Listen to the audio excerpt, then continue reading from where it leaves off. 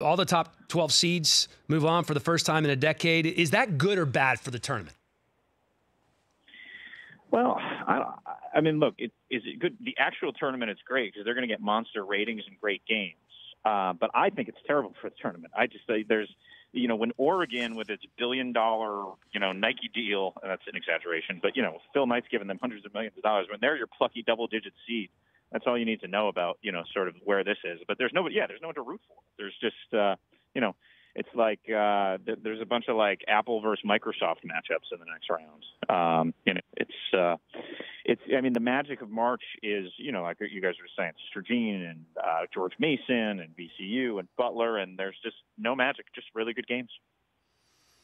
Let's look back before we look forward for a moment. For me, I think the most memorable moment of the first week of the tournament was Ja Morant.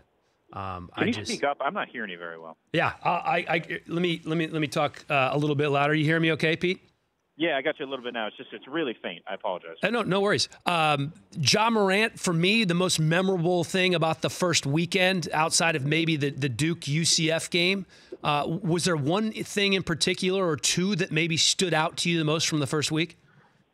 Yeah, so I was in Hartford covering for Yahoo, the Ja Morant show, and it was fantastic. I mean, that game against Marquette was one of the best individual performances I've ever seen on a basketball court. He was just so dominant and just did so many things at such a high level that I could not have been more impressed with the way he played. He passes like Ben Simmons. He's got a Russell Westbrook first step, shot the ball really, really well, even in that Florida State game when the team was clearly overwhelmed.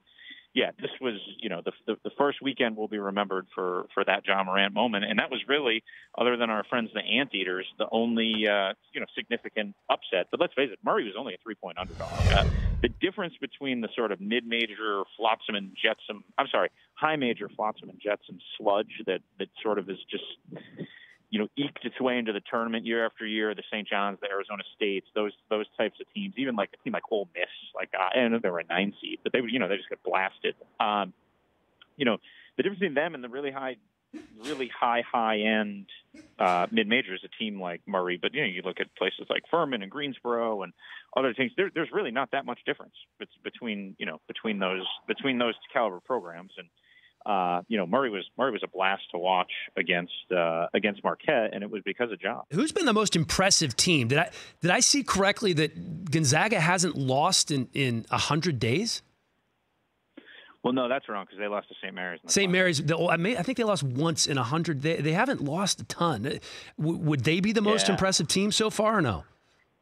Yeah, I mean, Gonzaga's really good, and I honestly, just because of tip times and covering my own games, didn't get to see much of them in the first round. I'll say this: I took Carolina to win, and nothing that I saw has really backed me off that. They just obliterated that zone, which they've done. I think they beat Syracuse 8 straight times, so it wasn't a surprise that they were ready to handle that zone.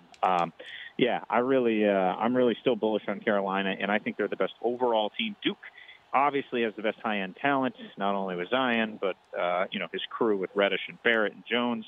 But at the end of the day, Duke is very thin, and you need to win tournament games in different ways. They're not a good three-point shooting team. They're not a good free-throw shooting team.